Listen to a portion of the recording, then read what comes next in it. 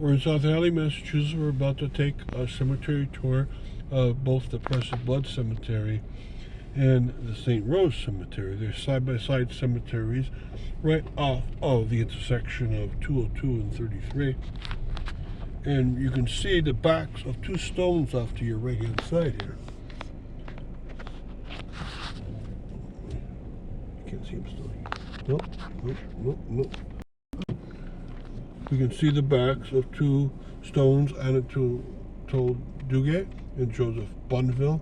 They both died during the Spanish-American War in 1898. Their bodies were buried on the beaches of Cuba, but that was not acceptable to hold the veterans groups. And the next year, 1889, they got permission to bring the two bodies back, and they had a ceremony. They were both French Canadians. They had a ceremony in the Precious Blood Church. They were friends of each other in South Holyoke, and they were buried side by side out here in the Precious Blood Cemetery, which belongs to the Holyoke's Precious Blood Church. And I didn't know they were here until I read a story about what happened, and I realized in my head that I live very close to here, that I realized I have been seeing those two stones, and I said, those must be the two stones that were put up for those two men that I read about in the story. And so I was able to include 8 years ago them on a tour of the cemetery that I gave. And people really appreciate that thought, because that's a wonderful story. Now there's another story that's not so wonderful about this cemetery, and it's such that on both sides of the cemetery right now, we have stones that memorialize the victims of the 1875 fire in the Precious Blood Wooden Church. Both the black stone, which honors the 70 people that died during the course of that fire that day or in the weeks and days afterwards. And on the right-hand side is the pastor's stone. When he died in the year 1887, he was buried alongside his church. When that church was taken down in 1989, they decided to take his body in a memorial stone and put it in this cemetery. Now, the people, 48 of those 70, are buried beneath his memorial stone. You see, it's raised upwards, and that's because when they buried him, they had to bury him above the coffin of the 48 people that were buried right there from that 1875 fire. And in order to do that, you bury a person, the top of the coffin is going to be 6 feet deep when you bury a person, but if you're going to bury another person right above them, that top of the coffin of the next person might be only 4 feet deep, and it should be 6 feet deep. So they had to raise the earth above that plot 2 more feet, and that's why it's raised up, and then they put his memorial stone. Right? Now the first person ever buried here might be from 1873. We're passing his stone right now, and you can see very many very old stones through this section of cemetery. Now there's almost always a child section and a potter's field, and that's right in front of us now. You can see it's quite barren of stones in this area, and that's because most of those people were buried without stones. They were buried with crosses. And when they were buried here, they were buried under the money or funding of fraternal groups of the Precious Blood Church of Holyoke. And some of the people could have later afforded stones, but not many. There's a modest stone in the midst of those to the right, and that's the Bernash family stone, put up much, much later.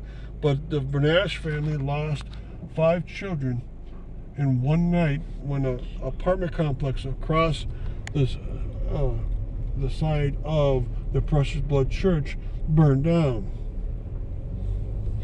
Okay, now there's still some very old stones to our right and left. What we're going to do is come out of that cemetery, and we're going to go into the next cemetery that abuts this cemetery. This cemetery is from 1873 or 75. The next one is from 1886, so very soon thereafter. And it's also a Catholic cemetery. It belongs to two parishes. It belongs to St. Patrick's Parish of South Hadley and to the St. Anne's Parish of Chicopee.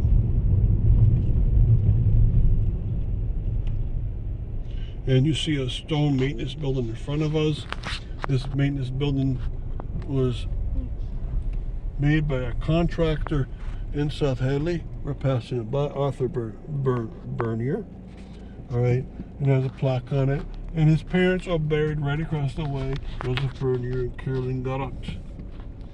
All right, now there's an empty space to our right. And that empty space is because of this fact. So you can see that it covers the Plain School, then 202, then empty space. Now we're gonna look right in front of us. This is hard to believe, but if you were to come out here in the year when this cemetery was made, 1886, and up to about 1910 to 1920, in that span of years, the road that was called Granby Road, it was this road they're on right now. The Granby Road is that's there now. You see it diverts or veers to the left a little bit, but if you see in the distance, it was straight the whole way up, then it veers. That's not the way it was made. It was made to go straight, and it came right through this cemetery. We're on it right now, and you could follow down what's called Lyman Terrace, and at the end of Lyman Terrace, it went on to dirt roads by 6 Lakes, and then into Granby. And that's why it was called Granby Road, because it came right up through here into a very populated section of Granby. I mean, people don't realize, and that's why they left this right portion still empty, because it was not part of the cemetery until much later. About 1920, South Hadley gave it to the cemetery for free because they had no use for it. Okay, so we're coming to the end of the old part, or the middle of the old part, and we're going to pass by a black stone.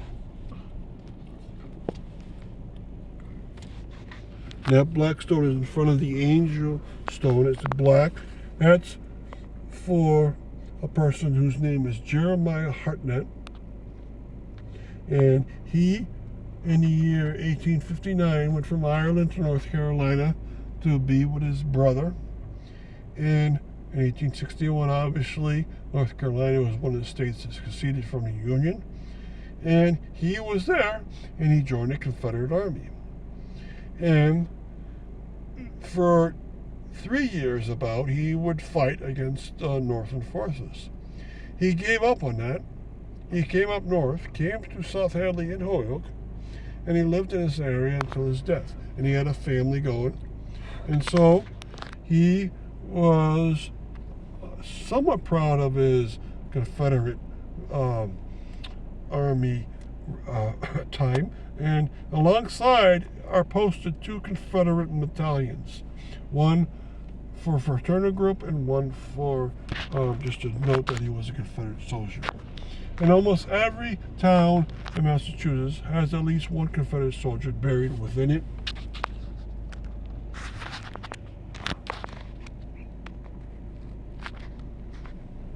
Okay, and this is the one here. I try not to tell too many people because I don't want people upset. Now, right in front of us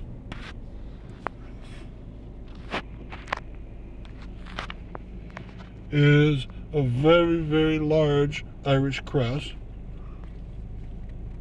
And this is for one of the pastors of the St. Patrick's Church. And he's the only pastor of St. Patrick's, and he's the only pastor of St. Anne's Church that's buried in this cemetery. His name is John Conaway. And the reason why he's buried here is this. He wanted to have the St. Anne's Church as a mission church, so he started it up, and then he led it through the many years towards being his own church. So from about 1900 to about 1912, he guided the St. Anne's Church to be in its own true church in the Fairview section of Chicopee. And he succeeded, and for that reason, and because he was a great pastor also at the St. Patrick's church, he was honored by putting him into the priest circle. Now, no other priest of those two churches was ever buried in a cemetery, but he is, and he has a beautiful gravestone alone in the middle.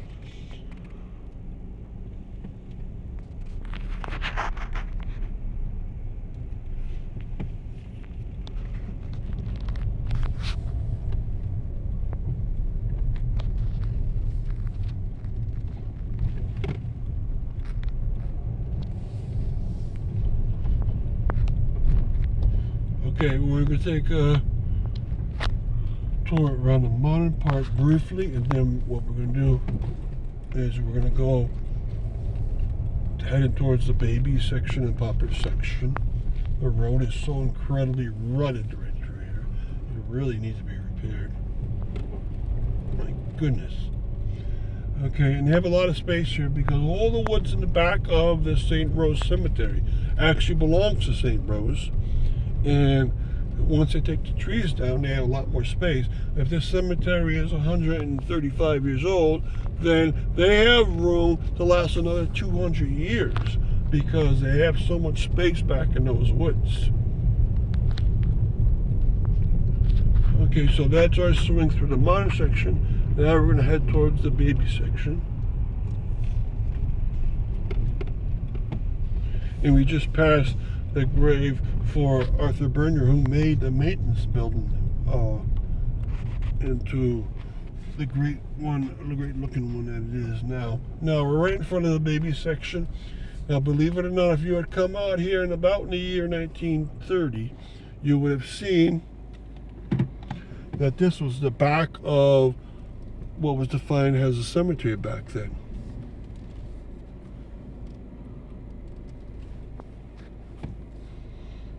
Okay, so we're looking at the baby section now, and these babies are on not holy ground. It was never consecrated, and it's here because they were never baptized, and so they had to be put in a separate section of the cemetery. And for that reason, it's a little bit towards the back, and it doesn't look like it's in the back and to one of the sides because a modern section was added much later in time.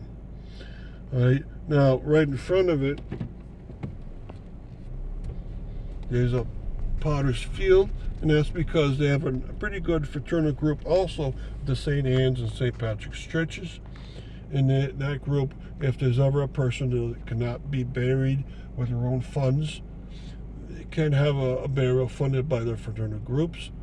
And that fraternal group is great because most of the plots there have stones to them. Now, right in front of there's empty space, and that's because some of the people